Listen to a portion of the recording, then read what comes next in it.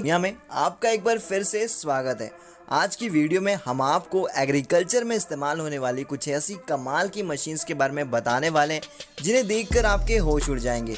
तो इसलिए आप इस वीडियो को अंत तक ज़रूर देखिएगा क्योंकि ये वीडियो बहुत ही ज़्यादा मज़ेदार और इंटरेस्टिंग होने वाली है। मगर उससे पहले अगर आपने अभी तक हमारे चैनल को सब्सक्राइब नहीं किया है तो चैनल को सब्सक्राइब करके पास में दिए गए बेल आइकन को दबाकर ऑल का ऑप्शन ज़रूर सेलेक्ट कर लें। रोपा मॉस 5 एग्रीकल्चर इंडस्ट्री में ये मशीन एक बहुत ही ज़बरदस्त मशीन है।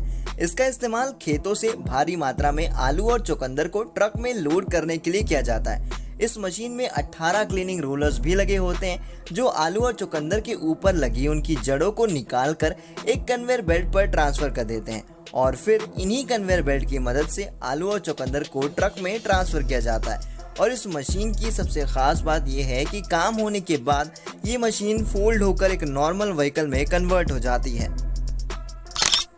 इसे की सेनोई PR-J8 इस मशीन को खास करके धान के खेतों में इस्तेमाल करने के लिए बनाया गया है। हाथों से धान की रोपाई करने में काफ़ी मेहनत और बहुत सारा वक्त लगता है, मगर इस मशीन की मदद से इस काम को बड़ी आसानी से किया जा सकता है। इस मशीन को ऑपरेट करने के लिए सिर्फ एक व्यक्ति की ही ज़रूरत पड़ती है। इसमें स्पेशल ट्रेज लगी होती हैं जिसमें स्प्राउट यानी कि धान को रखा जाता है और ये मशीन इस ट्रे से स्प्राउट यानी कि धान को कलेक्ट करती हैं और खेतों में लगाती चली जाती हैं। स्पेजिया इस मशीन का इस्तेमाल फसल पर से वीड्स निकालने के लिए किया जाता है। इस मशीन को एक इटालियन कंपनी ने बनाया है। इसमें फसल को एक स्पेशल हॉट फोम से ट्रीट किया जाता है जिसका तापमान लगभग 70 डिग्री सेल्सियस तक का होता है। इस मशीन में किसी भी तरीके के केमिकल्स का इस्तेमाल नहीं किया जाता है और ये मशीन पूरी तरीके से बायोडिग्रेडेबल होती है जिसकी वजह से वातावरण और फसल को किसी भी तरीके की हानि नहीं पहुंचती है। वाकई में ये मशीन काफ़ी कमाल की है। आपकी इसके बारे में क्या राय है हमें कमेंट बॉक्स में कमेंट करके ज़रूर बताएं। हैंसुंग T&I HSU सीरीज धान की फसल को अगर सबसे बड़ा खतरा किसी चीज़ से होता है तो वो है फसल में लगने वाले कीड़े। और आपको बता दें कि इसीलिए हम फसलों पर कीटनाशक दवाइयों का छिड़काव भी करते हैं ताकि फसल सुरक्षित रहे। लेकिन इस काम में वक्त और मेहनत दोनों ही बहुत ज़्यादा लगते हैं, मगर इस मशीन की मदद से इस काम को बहुत ही आसानी से किया जा सकता है। ये मशीन देखने में एक बहुत बड़े तोप की तरह लगती है। इसको आप किसी भी ट्रक या मिनी वैन पर इंस्टॉल करके इसका इस्तेमाल कर सकते हैं।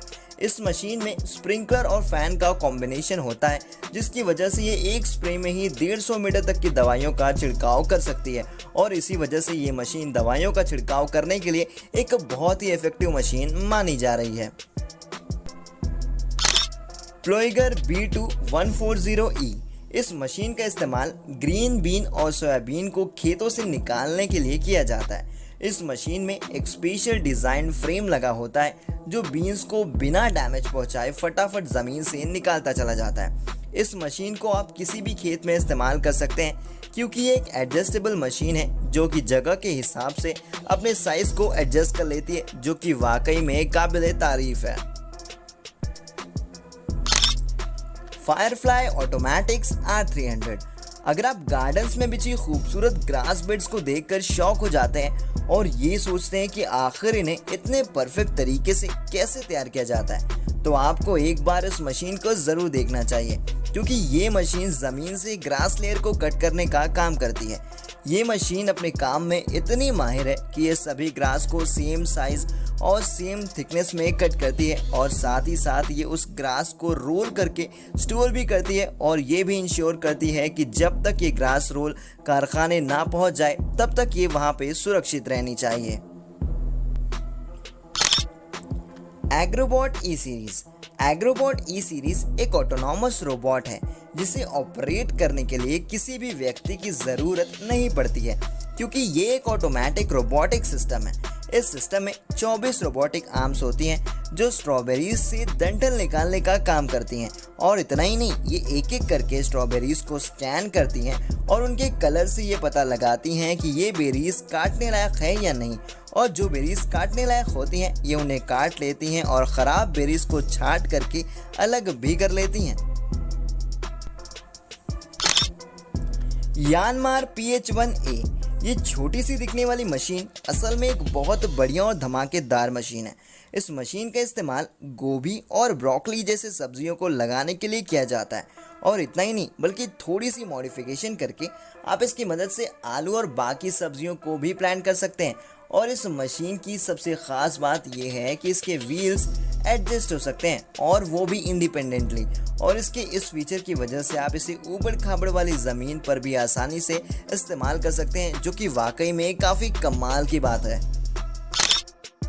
सोमारेफ M20 इस मशीन का इस्तेमाल टोबैको यानी कि तंबाकू की हार्वेस्टिंग के लिए किया जाता है। इस मशीन का डिज़ाइन बहुत ही यूनिक होता है। ये मशीन फसल के साइड से मूव करती है ताकि फसल डैमेज ना हो, और जैसे जैसे ये मशीन आगे बढ़ती है वैसे वैसे ये पेड़ों को पिक करती है, उनकी पत्तियों को कट करती है और फिर उन्हें एक ड्राइंग रैक में स्टोर कर देती है। और इन पत्तियों को इस रैक में तब तक रखा जाता है जब तक कि इसमें रखे पत्ते सूख ना जाएं, और जब पत्ते सूख जाते हैं तो इन्हें इस रैक से निकाल के आगे की प्रोसेसिंग के लिए भेज दिया जाता है। और आपको बता दें कि ये मशीन टोबैको इंडस्ट्री में बहुत ज़्यादा बड़े पैमाने पर इस्तेमाल की जाती है। डॉट मशीन एक मॉडिफाइड ट्रैक्टर की तरह है जो खेत जोतने जैसे कामों को ट्रैक्टर से भी कम वक्त और कम फ्यूल में कर देती है। इस मशीन में एक सेल्फ प्रोपेल्ड प्लेटफॉर्म होता है जिसमें आप अलग अलग मॉड्यूल्स को अटैच कर सकते हो और ज़रूरत पड़ने पर आप इसे पब्लिक रोड पर भी चला सकते हो। इसमें लगे पहिए 90 डिग्री एंगल तक टर्न कर सकते हैं। और आपको बता दें कि इस मशीन में GPS सिस्टम भी लगा हुआ है जिसे आप अपनी ज़रूरत के हिसाब से यूज़ कर सकते हो। और इस मशीन की स्पीड भी एक डिसेंट स्पीड है क्योंकि ये मशीन 20 किलोमीटर प्रति घंटा की रफ्तार से चल सकती है। ग्रीन बॉट एक अनमैन्ड रोबोटिक प्लेटफॉर्म है और आप इसे एक ऑटोमेटिक मिनी ट्रैक्टर भी कह सकते हैं क्योंकि ये वो सारे काम कर सकता है जो एक ट्रैक्टर करता है। इसकी स्पीड भी कमाल की है। ये रोबोटिक ट्रैक्टर 25 किलोमीटर प्रति घंटा की रफ्तार से चल सकता है। और आपको बता दें कि ग्रीन बॉट दुनिया की सबसे पहली सेल्फ ड्राइविंग मशीन है। वाकई में अगर ये मशीन सभी किसानों के पास पहुंची तो इसकी मदद से उनका काम काफ़ी आसान हो जाएगा। फील्ड ट्रिमर, अगर आपके घर में आपका अपना गार्डन है और आपको गार्डन में मौजूद पौधों को शेप में रखने के लिए काफ़ी मेहनत करनी पड़ती है तो आपको एक बार इस मशीन को ज़रूर देखना चाहिए। ये मशीन छोटे छोटे पौधों और बुशेस को कट करने और उन्हें शेप देने का काम करती है, वो भी बिना किसी तकलीफ के। इस मशीन में एक रोटेटिंग ब्लेड होता है जो एक गोल सांचे वाले होल्डर में फिट होता है और ये मशीन इसी कटर की मदद से पौधों को कट करके उन्हें राउंड शेप में कन्वर्ट करने का काम करती है। दोस्तों, पंपकिन यानी कि कद्दू इंडिया में काफ़ी प्रचलित वेजिटेबल है और आपको जानकर हैरानी होगी कि साल 2018 में चाइना पंपकिन की खेती में सबसे आगे था। लगभग 8.1 मिलियन टन पंपकिन का प्रोडक्शन चाइना ने किया था। दोस्तों, पंपकिन को उगाने के लिए सबसे पहले इस मशीन की हेल्प से पके हुए पंपकिन के बीजों को अलग कर लिया जाता है और बचा हुआ अपशिष्ट खाद के रूप में इस्तेमाल होता है और फिर इन बीजों को खेतों में उगाया जाता है। जब पंपकिन पककर तैयार हो जाते हैं तो इस हार्वेस्टिंग मशीन की हेल्प से इनको अलग किया जाता है और फिर इनको कुछ समय के लिए हल्के गर्म पानी में छोड़ दिया जाता है ताकि इनसे सारी गंदगी और ख़राब बैक्टीरियाज बाहर निकल जाए। उसके बाद इनकी पैकिंग कर दी जाती है, फिर इनको मार्केट में बेचने के लिए भेज दिया जाता है। रेड करी, दोस्तों ये रेड करी कद्दू का ही छोटा रूप होता है, यानी ये कद्दू की ही एक प्रजाति है। इस मशीन द्वारा रेड करीज को अलग किया जाता है और इसके बाद इनका ट्रांसपोर्टेशन फैक्ट्री में कर दिया जाता है जहां बारी बारी से इन वेल सेटल्ड मशीनों द्वारा इनकी धुलाई की जाती है। इन मशीनों को डिज़ाइन ही इसी तरीके से किया गया है कि इनकी मदद से सभी प्रकार के फलों और सब्जियों से सारी गंदगी खुद ब खुद बाहर निकल जाती है और फिर कंटेनर में भरकर इनको पैक कर दिया जाता है। ब्रोकली, दोस्तों ब्रोकली काफ़ी प्रचलित वेजिटेबल है जो गोभी की एक प्रजाति है। दोस्तों ब्रोकली कैंसर के मरीजों के लिए काफ़ी फायदेमंद होता है और इम्यूनिटी को बूस्ट करने के लिए काफ़ी मददगार वेजिटेबल मानी जाती है। ब्रोकली को उगाने के लिए सबसे पहले नर्सरी में इसके बीजों से छोटे छोटे पौधे तैयार कर लिए जाते हैं। उसके बाद इन पौधों को खेतों में उगाया जाता है और समय समय पर इनकी सिंचाई और रखरखाव किया जाता है। ब्रोकली जब पूरी तरीके से पककर तैयार हो जाती है तो उसके बाद आधुनिक तकनीक द्वारा बनाई गई हार्वेस्टिंग मशीनों द्वारा इन ब्रोकली को डायरेक्ट पौधों से अलग कर लिया जाता है। दरअसल दोस्तों, इन मशीनों को डिजाइन ही इस तरीके से किया गया है कि ये मशीन ब्रोकली को बिना किसी नुकसान के अनवांटेड पौधों से अलग कर देती हैं। इसके बाद इन ब्रोकलीज को कंटेनर में भर लिया जाता है और इन कंटेनर में बर्फ डालकर इनको सुरक्षित रखा जाता है। कैबेज दोस्तों, ये भी गोभी की ही एक प्रजाति है और ये इंडिया में काफी पाई जाती है।